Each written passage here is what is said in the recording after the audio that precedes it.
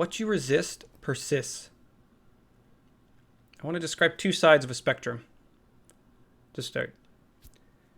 On the one hand, you have someone who doesn't respond to anything. They get pushed around. Whatever happens in life, they're just at the whim of their events. On the other hand, say we have someone who decides to fight back.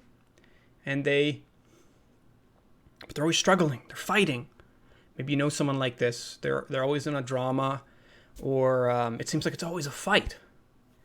And there is something to be appreciated to that fight, that will. There's life in there.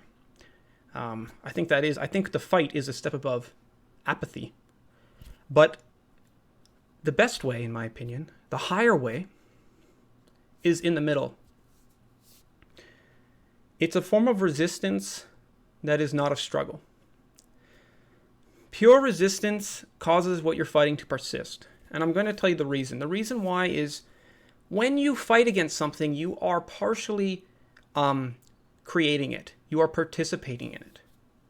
So a very simplistic example you can think of, say someone hates violence, so they say they're going to kill every violent person in the world.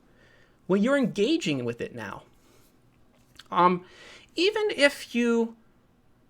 I'll give you a more benign example. Let's say your room is a big mess. If you are upset about that, if you're resisting it in a way like, oh, my room is always messy. This is so hard. I have to deal with this. I gotta fix this. Like it's if you're fighting it, what you're doing with that is you're saying a messy room is a serious problem, which maybe it is, but you're reinforcing that.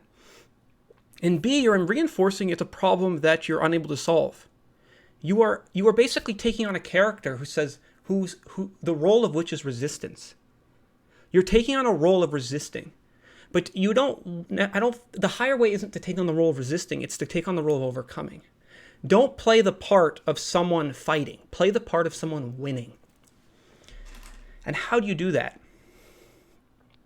Well, one image that was given to me is, think of it this way. Say there is a beautiful stony path, and it's been covered over with vines.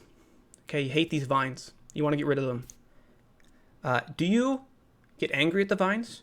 Do you thrash them and struggle and say, why are these vines here? I want my path to be clean. No. What you do is you brush them aside. You don't even literally look at them. Evil must be swept aside.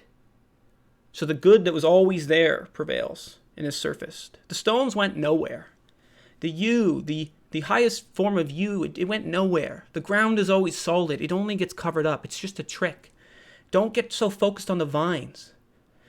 You resist them, they persist. You participate in their creation by resisting and struggling. No. Instead, brush it aside. Don't accept it. Don't be apathetic, but also don't struggle and fight. Instead, put it aside.